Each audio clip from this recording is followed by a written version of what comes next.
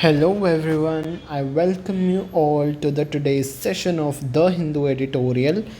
So, without any further ado, let's begin with our class. So, title of the today's editorial is All Hands on Deck. देखो अब all hands on deck ये एक phrase है, इसका मतलब क्या होता है? देखो वैसे तो ऑल हैंड्स ऑन डेक का मतलब होता है जब शिप पे ना ये एक सिग्नल की तरह दिया जाता है। ये आपका टर्म तब यूज़ किया जाता है, तब इस्तेमाल किया जाता है जब शिप पे कुछ इमरजेंसी होती है।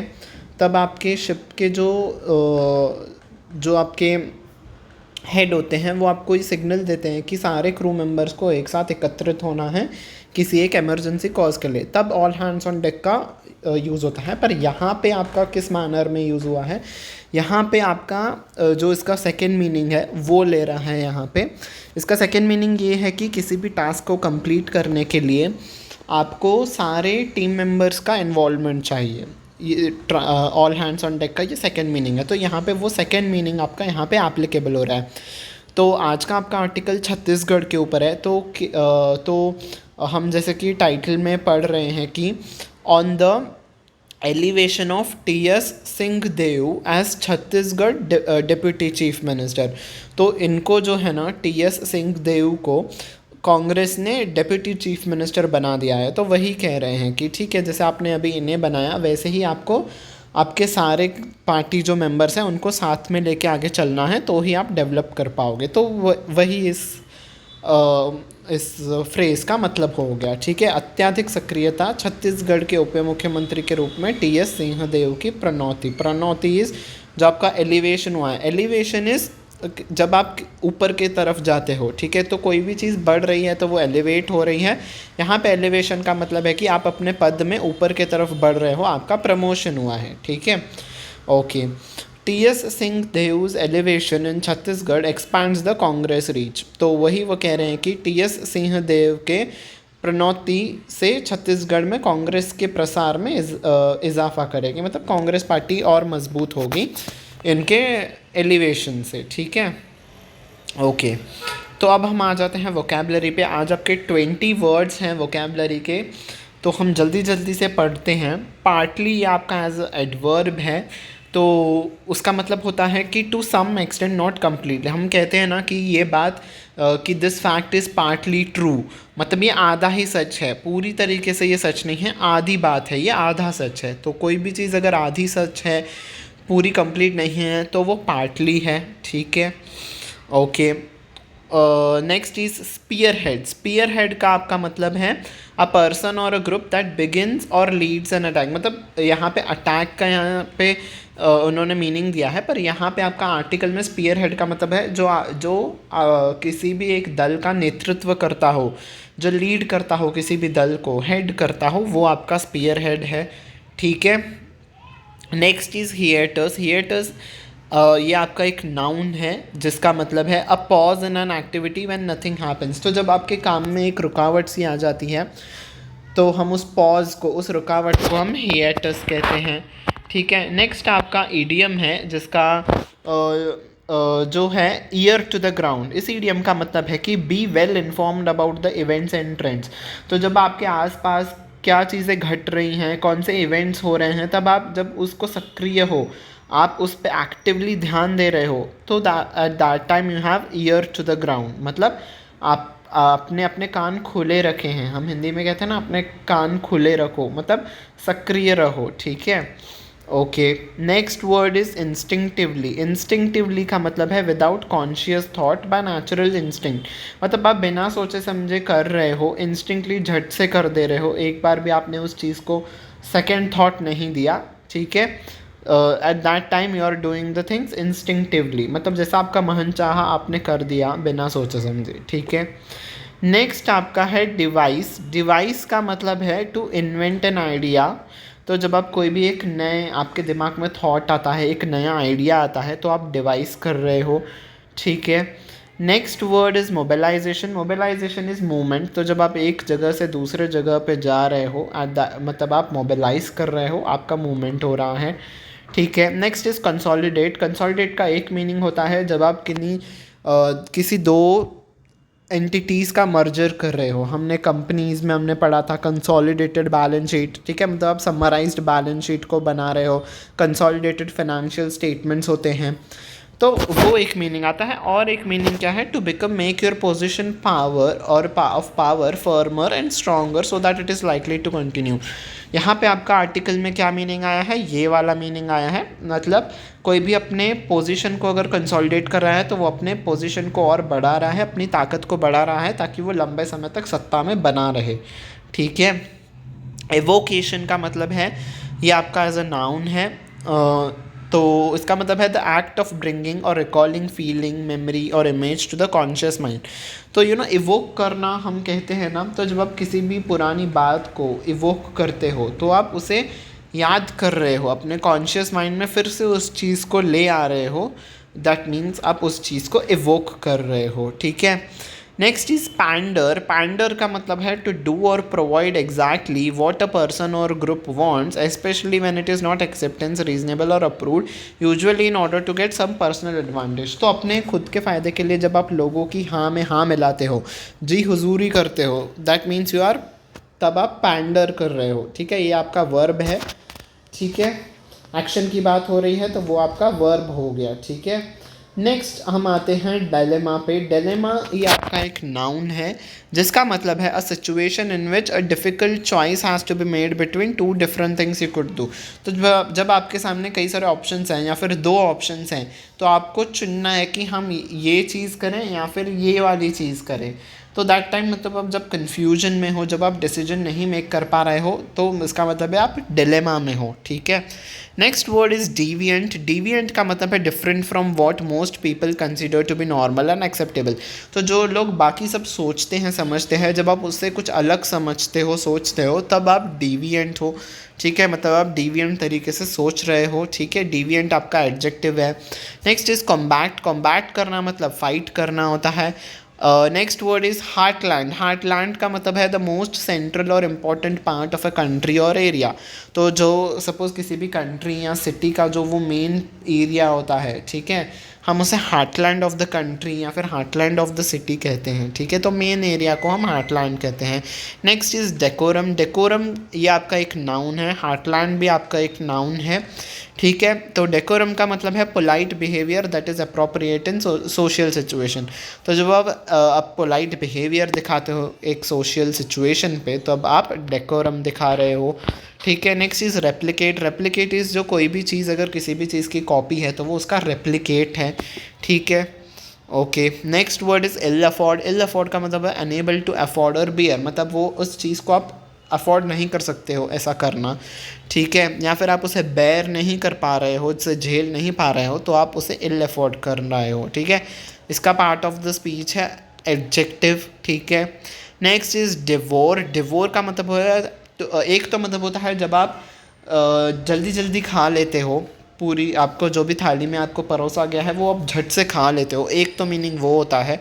दूसरा मीनिंग जब भी आपका एज अ वर्ब यूज़ होता है तो उसका मतलब होता है टू डू यूज़ और use something quickly and confidently. तो जब आप किसी भी चीज़ को जल्दी से करते हो, जल्दी से किसी चीज़ को निपटाते हो कॉन्फिडेंस के साथ, तब आप डिवोर आप उसमें डिवोर दिखा रहे हो अपना, ठीक है।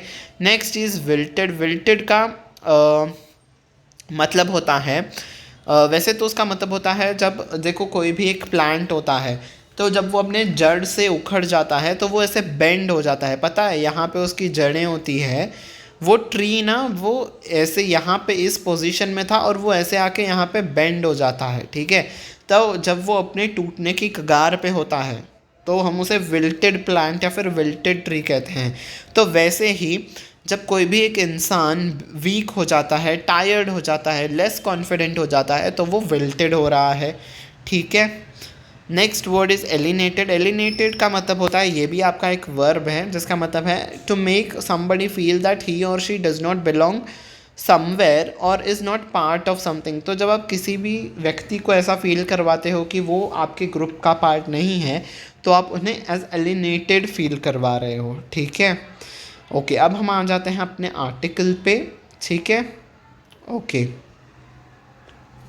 So, the elevation of T.S. Singh Dev as deputy chief minister in the Congress government in Chhattisgarh is a partly a reward for his loyalty to the party।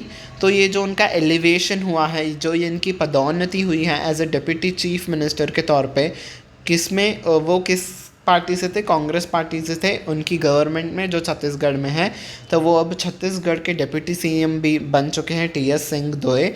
तो ये क्या है? इज़ अ पार्टली रिवॉर्ड, ठीक है। तो ये जो उनका अब ये एलिवेशन ना इसके लिए लिखा है, ठीक है। The elevation is partly a reward, ठीक है। सब्जेक्ट वर्ब एग्रीमेंट है, मुझे यहाँ पे पर्पल में मार्क करना चाहिए था, बट दैट्स फाइन, ठीक है। तो ये जो एलिवेशन है ना, ये उनका एक पार्टली रिवॉर्ड है फॉर हिज लॉयल्टी। तो एलिवेशन का ये जो श्रेय जाता है ना, वो आधा श्रेय किसको जाता है? उनको जाता है, इनके लॉयल्टी को जाता है कि वो इतने लॉयल थे। लॉयल इज़ वो अपने पार्टी के साथ सच्चे थे। और आधा श्रेय किस बात को जाता है? And partly a message to chief minister Bhupesh Baghel, और आधा श्रेय भूपेश बघेल को जाता है। इनके एलिवेशन का श्रेय आधा इनके लॉयल्टी को जाता है और आधा भूपेश बघेल जी को जाता है, who has risen as a regional strong man, ठीक है। स्ट्रॉन्ग मैन आपका जो जिन्होंने आपके नेतृत्व किया कांग्रेस का पार्टी में, तो बहुत स्ट्रांगली उन्होंने पूरे रीजन में नेतृत्व किया। आधा श्रेय इनको जाता है और आधा श्रेय इनके लॉयल्टी को जाता है। इन दोनों कारणों के वजह से ये आज डिप्टी सीएम बन गए हैं, ठीक है। Mister Baghel spear headed is जो आपके दल का नेतृत्व करता है, मतलब जो यहाँ पे कांग्रेस का इन्होंने नेतृत्व किया मिस्टर बघेल ने। तो उन्हें कहा जा रहा है कि द कांग्रेस, इनके नेतृत्व के वजह से ही Congress party came back in the 2018 assembly elections in the state.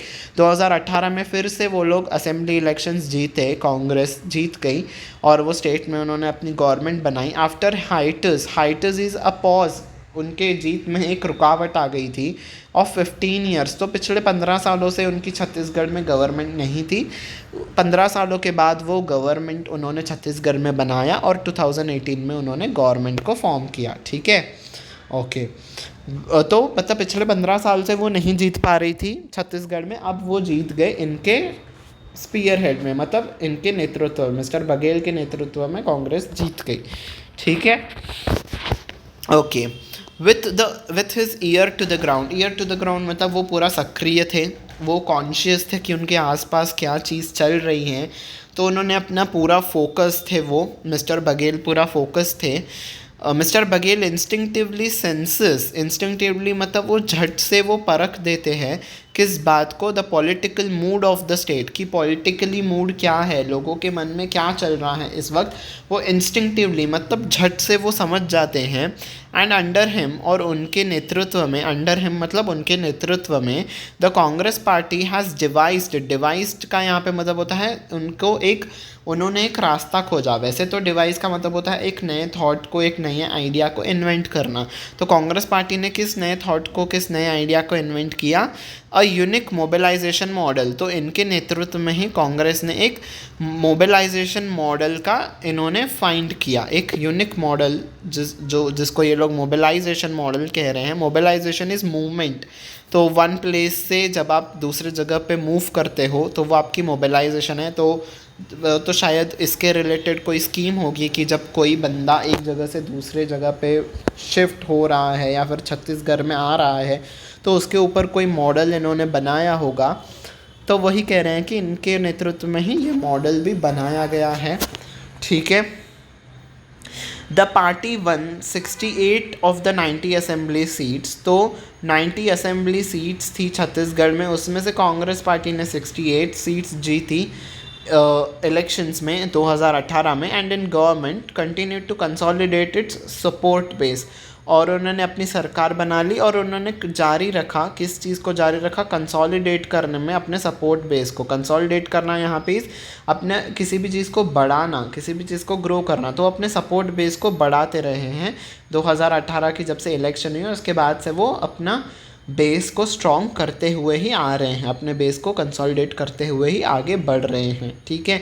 अब यहाँ पे मैंने पर्पल में बट ऑल्सो को क्यों मार्क किया है? देखो वैसे तो not only and but also का कॉम्बिनेशन आता है हमेशा से, पर नॉट ओनली भी अकेला आ सकता है और बट ऑल्सो भी अकेला आ सकता है, ठीक है। आज आपका नॉट ओनली नहीं है इस पे, तो इसीलिए मैंने आपको ग्रामर वो रूल दिखाने के लिए कहा है, यहाँ पे पर्पल में मार्क किया है कि नॉट ओनली और बट ऑल्सो अकेले भी आ सकते हैं विदाउट कॉम्बिनेशन में, ठीक है, बिना कॉम्बिनेशन में आके वो ऐसे अकेले भी आ सकते हैं, ठीक है।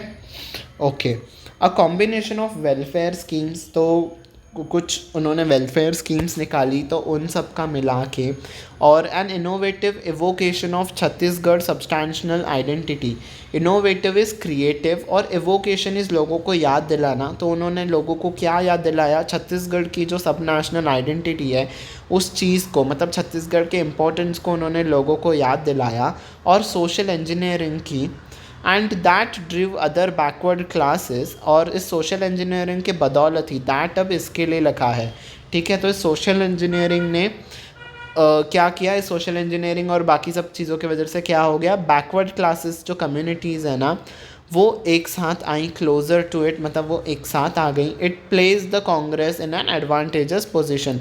तो ये जो सारी चीज़ें हुई ना, वेलफेयर स्कीम्स का आना और इनोवेटिव इवोकेशन करना छत्तीसगढ़ की आइडेंटिटी का, और सोशल इंजीनियरिंग करना, तो इन सारी चीज़ों से ना सभी कम्युनिटीज़ एक साथ आ गई, एक दूसरे के करीब आ गई, and it place the Congress in an advantages position against the BJP. तो इस चीज़ से कांग्रेस को एडवांटेज मिला और उन्होंने एक अच्छी पोजीशन पे वो आ गए, as compare position against the का यहाँ पे मतलब होता है एज़ कम्पेयर टू बीजेपी, ये एक अच्छे पोजीशन पे आ गए, ठीक है।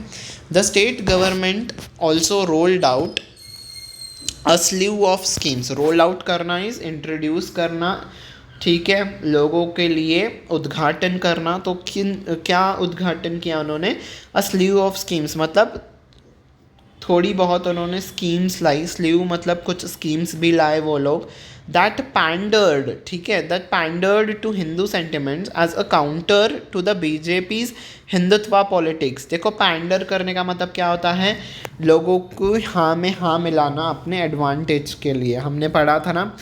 तो उन स्कीम्स से क्या हुआ, उस स्कीम्स ने ना हिंदू के जो सेंटिमेंट्स थे हिंदू लोगों के, उनकी जी हुजूर की, मतलब हिंदू लोगों के सेंटिमेंट्स को फुलफ़िल किया। यहाँ पे पैंडर करने का मतलब होता है फुलफ़िल करना। तो जो हिंदू लोगों की सेंटिमेंट्स थी वो फुलफ़िल हो पाई as a counters to the. और ये जो उन्होंने स्कीम्स लाई थी ना, किस लिए लाई थी, ताकि वो बीजेपी को बता सके कि देखो जो आपका हिंदुत्व पॉलिटिक्स है ना वो आप मत चलाइए, हम बाकी कम्युनिटीज़ का तो ध्यान रख ही रहे हैं, साथ साथ छत्तीसगढ़ में जो हिंदू लोग हैं ना हम उनके सेंटिमेंट्स को भी ध्यान रखते हैं, इसीलिए हमने स्कीम भी लाई है देखो उनके लिए। तो आप ऐसा मत कहिए कि आप हिंदुत्व पॉलिटिक्स के तहत आप मत कहिए कि सिर्फ आप ही हिंदूज़ को सपोर्ट करते हो, ऐसा नहीं है, देखो हम भी सपोर्ट करते हैं, इसलिए हमने भी ये स्कीम्स लाई हैं।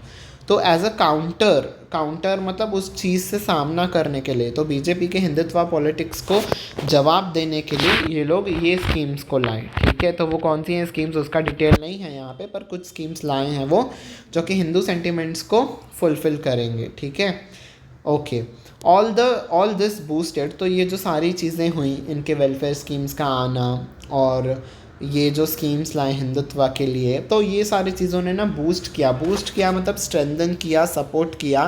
किस चीज़ को सपोर्ट किया, कांग्रेस को सपोर्ट किया, ठीक है। तो इस चीज़ ने ना सपोर्ट तो किया ही, साथ साथ बट ऑल्सो इस साथ साथ और क्या किया, स्ट्रेंथन इज मजबूत करना। तो स्ट्रेंथन द चीफ मिनिस्टर, तो चीफ मिनिस्टर को भी मजबूत किया इन सच अ वे दैट इस तरीके से, इस हद तक उन चीफ मिनिस्टर को स्ट्रॉन्ग कर दिया कि that others in the party began to feel the discomforting weight of his expanding power. तो जब वो उनकी ताकत बढ़ गई ना, तो उस ताकत को देखते हुए इस हद तक बढ़ गई कि उनके पार्टी में ही जो कुछ मिनिस्टर्स थे उनको डिसकम्फर्ट होने लगा, ठीक है। ये तो आम सी बात है ना, जब हम किसी व्यक्ति को अपने से ज़्यादा सक्सेसफुल होते हुए देखते हैं तो एक अनकम्फर्टेबल सा फील होने लगता है लोगों को, ठीक है, एक इन्फीरियरिटी कॉम्प्लेक्स सा होता है। तो वही बात यहाँ पे है कि उनको देख के बाकी मिनिस्टर्स को थोड़ा ऐसा लग रहा था कि हाँ यार ये तो अपनी पकड़ मजबूत ही बनाना चाहते हैं, हम कब चीफ मिनिस्टर बनेंगे, तो ऐसा थॉट्स आने लगे उनके मिनिस्ट्री में भी, ठीक है। इस हद तक उनका पावर इंक्रीज़ हुआ, ठीक है। Strong regional leadership create a typical dilemma for national parties. देखो, अगर आप अपने रीजन में कोई अगर मिनिस्टर स्ट्रांग है ना, तो वो चीज़ ना एक डायलेमा क्रिएट कर देती है। डायलेमा इस कन्फ्यूजन वाला सिचुएशन क्रिएट कर देती है नेशनल पार्टीज़ के लिए, as the Congress and BJP. अब ये एज किसके लिए लिखा है? इन नेशनल पार्टीज़ के लिए एज लिखा है। तो जैसे कि कांग्रेस और बीजेपी नेशनल पार्टीज़ है ना, इन दोनों के लिए अगर कोई एक रीजन में कोई एक पर्टिकुलर पर्सन स्ट्रांग हो जाता है, तो इन नेशनल पार्टीज़ के लिए ना एक कन्फ्यूजन वाली सिचुएशन क्रिएट हो जाती है। ठीक है। ऑन द वन हैंड, क्यों ऐसा होता है वो अब बता रहे हैं। ऑन द वन हैंड मतलब एक तरफ दे एंकर द पार्टी, एंकर करना इज सपोर्ट करना, तो एक तरफ तो वो सपोर्ट करते हैं पार्टी को, while on the other hand तो दूसरी तरफ और क्या चीज़ होती है, द स्ट्रोंगर दे आर, मतलब वो जितने स्ट्रॉन्ग बनते जाते हैं उस रीजन में, the more deviant they could turn, मतलब यहाँ पे कुड लिखा है, शायद वो ऐसे कर सकते हैं, वो ऐसा होगा ही नहीं, ऐसा होगा ही करके नहीं कह रहे हैं, तो इसलिए उन्होंने कुड से ये दिखाया है कि ऐसा हो सकता है कि वो डिविएंट भी बन जाए, मतलब जो पार्टी का जो नेशनल लेवल पे सोच है ना, वो इनकी रीजनल लेवल के जो मिनिस्टर्स हैं ना, वो उससे शायद अलग सोचें, उससे सहमत ना हो। ठीक है, वही कह रहे हैं कि देखो deviate, the more deviate they could turn from the national agenda of the party, तो जो नेशनल एजेंडा है पार्टी का, तो उससे वो लोग डिविएंट हो सकते हैं कि नहीं, हम इससे सहमत नहीं हैं। तो फिर देखो, अगर वो कोई बंदा पावर में आता है तो उनको होता है ना कि अब हम पावर में, हमारे पास इतना सपोर्ट है बाकी मिनिस्टर्स का, तो हम जैसा कहेंगे वैसे ही हमारी बात चलेगी। अगर हम किसी चीज़ से डिसएग्री करेंगे तो वो बात नेशनल लेवल पे भी नहीं होगी, तो ऐसे हो जाता है। तो इसलिए वो कांग्रेस और बीजेपी के लिए एक चिंता बन जाती है कि अगर कोई भी लीडर जब अपने रीजन में स्ट्रॉन्ग इतना ज़्यादा हो जाता है, तो उनके लिए शायद ऐसे प्रॉब्लम्स क्रिएट हो सकते हैं कि रीजनल पार्टी वाले, जो उनका रीजनल मिनिस्टर्स हैं ना, वो उनके नेशनल एजेंडा को सपोर्ट ना करें। ठीक है, okay. Strong leaders are often reluctant to subject themselves to processes, तो स्ट्रॉन्ग लीडर्स अपने जो पार्टी के प्रोसेस है उसको फॉलो करने से रिलक्टेंट होते हैं। रिलक्टेंट इज़ वो नहीं मानते हैं पार्टी के प्रोसीजर को, अगर उनकी सहमति नहीं होती है तो, विद इन द पार्टी और थ्रू इंस्टीट्यूशंस। ठीक है, तो मतलब वही बात है, अगर पार्टी का जो नेशनल एजेंडा है वो अगर वो सहमत नहीं मानते हैं, तो स्ट्रॉन्ग लीडर्स की बात नेशनल पार्टीज़ को माननी पड़ती है ना चाहते हुए भी। ठीक है, that's what they want to convey. ठीक है, balancing this essential need of strong leadership with the इम्परेटिव्स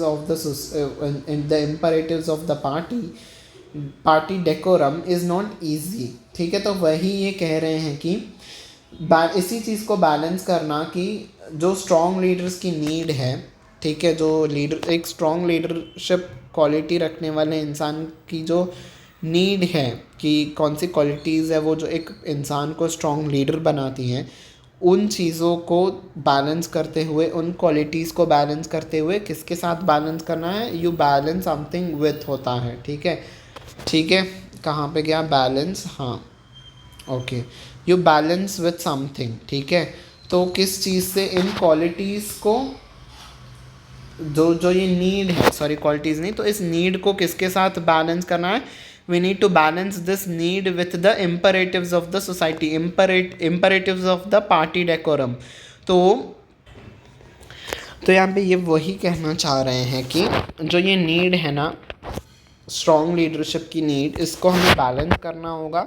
इम्परेटिव्स is conditions of the party decorum, decorum is political situation. तो स्ट्रॉन्ग लीडरशिप की जो नीड है उसको बैलेंस करना है, पार्टी का जो बिहेवियर है एज ए नेशनल लेवल पे, उसको लेके जो कंडीशंस हैं उस चीज़ के साथ हमें इस नीड को बैलेंस करना है, और ये टास्क इजी नहीं है, and it is not an easy task, और ये बहुत ही मुश्किल है कि हम लीडर्स जो नीड है एक स्ट्रॉन्ग लीडरशिप की, मतलब ऐसे जो लीडर्स हैं भूपेश बघेल जैसे, जो कि वो रीजनल में, अपने रीजन में जब वो स्ट्रॉन्ग हो जाते हैं, तो इन लोगों के एस्पिरेशंस, ऐसे लीडर्स के जो एस्पिरेशंस हैं और उनके ज़रूरतों को बैलेंस करना पार्टी के व्यू पॉइंट के साथ मुश्किल हो जाता है। ठीक है, that's what they want to convey.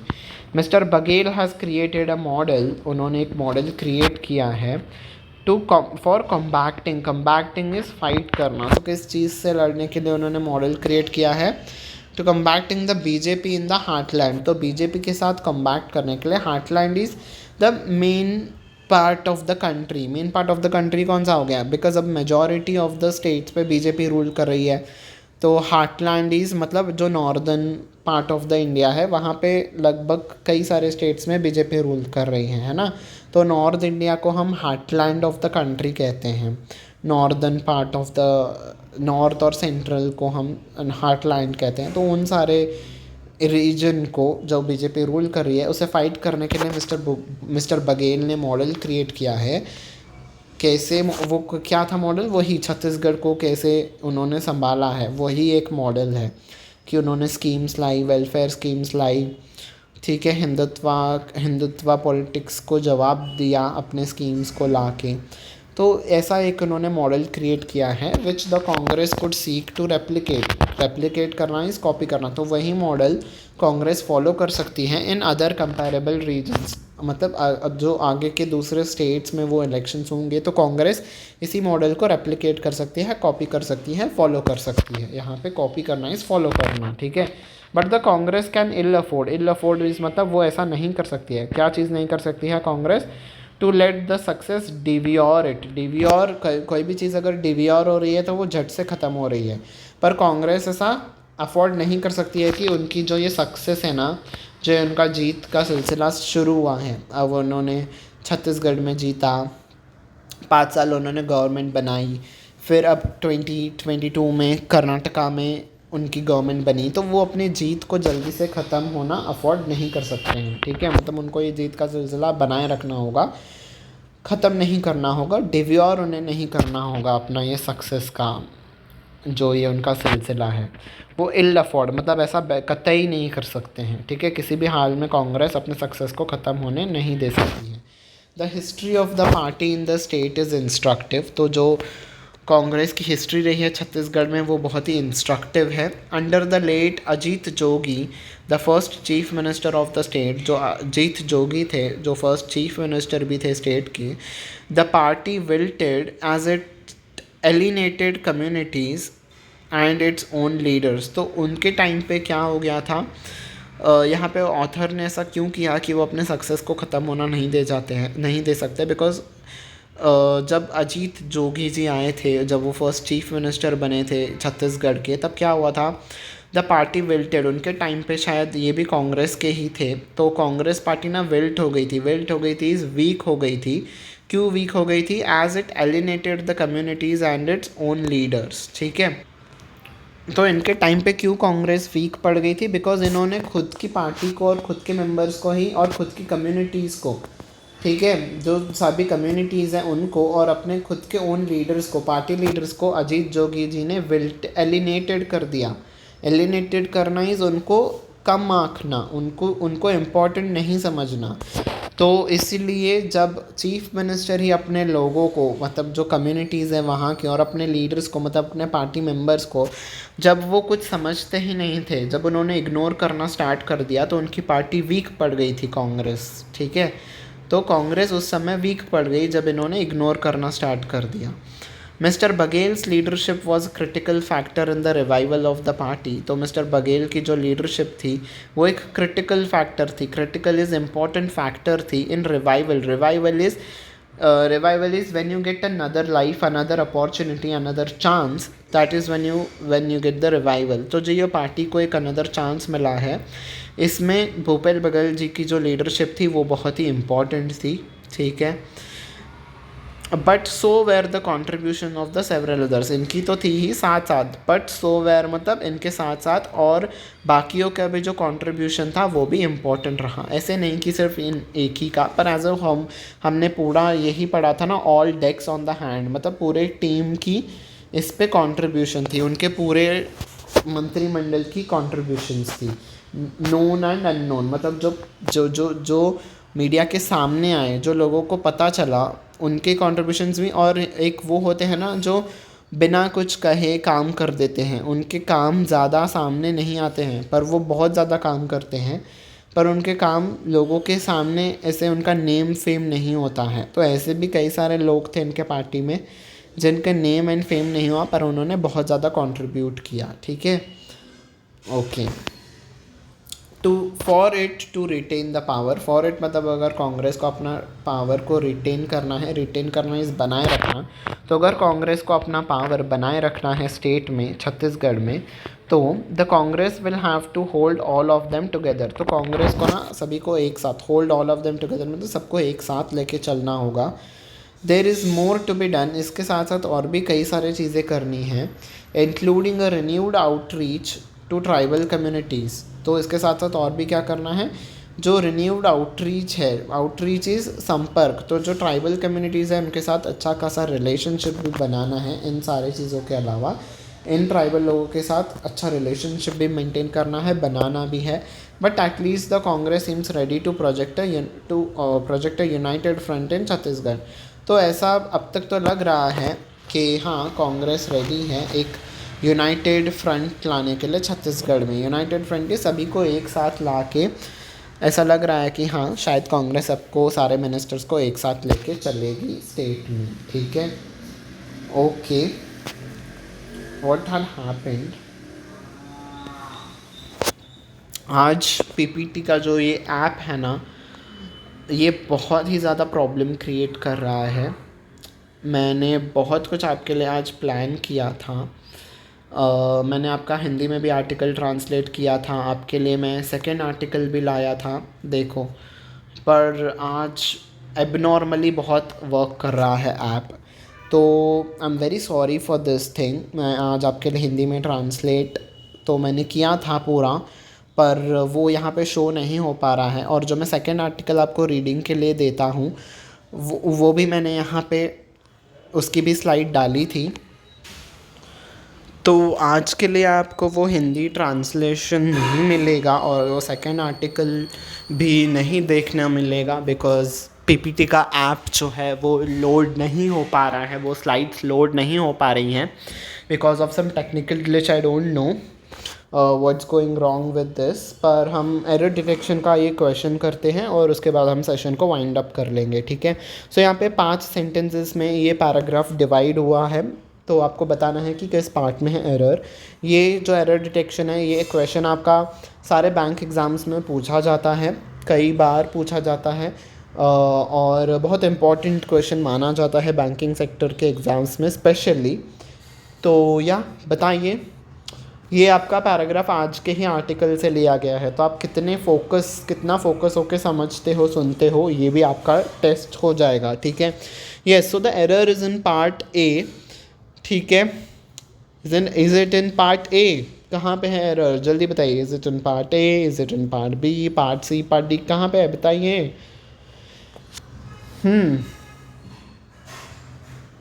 जल्दी से। Yes, so the correct answer is no error. इस सेंटेंस पे कोई भी एरर नहीं है। ठीक है, इस पैराग्राफ में कहीं पे भी एरर नहीं है। सो यस, ऐसे कई बार होता है कि एरर नहीं भी होता है। तो आपको 5 ऑप्शंस मिलते हैं, ए बी सी डी, और ई जो ऑप्शन होता है ना, वो आपका नो एरर का होता है।